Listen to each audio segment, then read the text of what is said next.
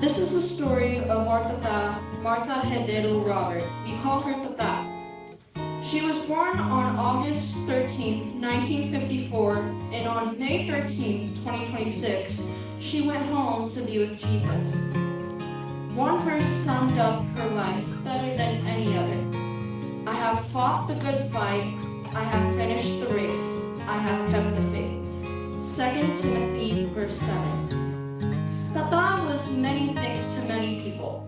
She was a wife, a mother, a grandmother, a missionary, a pastor, a teacher, and a friend. Above all, she was devoted a servant of Jesus. On the evening of May 13th, 2026 at 10:12 p.m., Tata passed from this earthly life into the presence of her Savior, Jesus Christ. We miss her deeply, but we know exactly where she is, and we know we will see her again. Tata's life was marked by strong faith, sacrificial love, passion for the gospel, and continual gratitude to God. She was born in Volta Redonda in Rio de Janeiro, Brazil. She grew up in a Christian family that had been in a mission ministry for generations. From a very young age, her whole life already pointed to Jesus. Even as a young girl, she was preaching in the open air alongside her father. She had handed out gospel tracts to strangers. She spoke with travelers in the airport about Jesus. She sang and taught in many cities, even then before she knew the path of her life would take.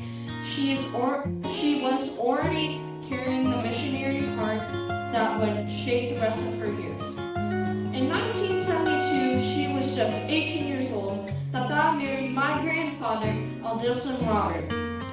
From the very beginning, theirs was a partnership of ministry as much as marriage. Wherever God called, they answered together. Wherever God asked, they gave together. They served first in Brazil and then as missionaries in Israel. They traveled to Colombia, South Korea, and Italy, sharing the gospel.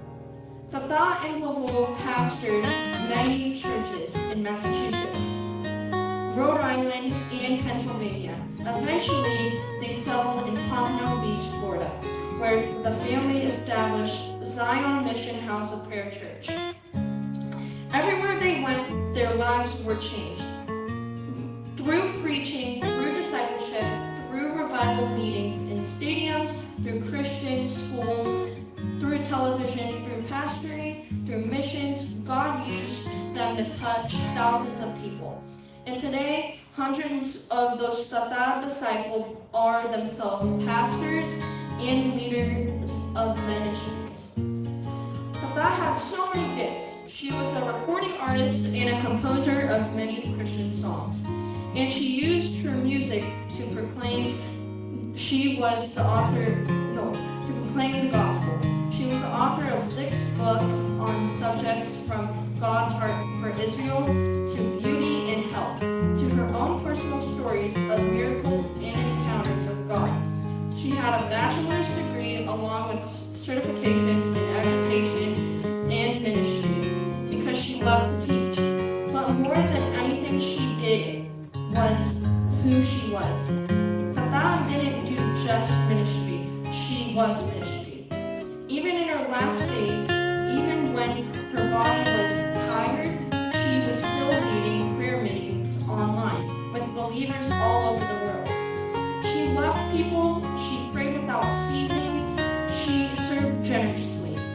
And whether life brought her abundance or suffering, the words she came back over and over were always the same.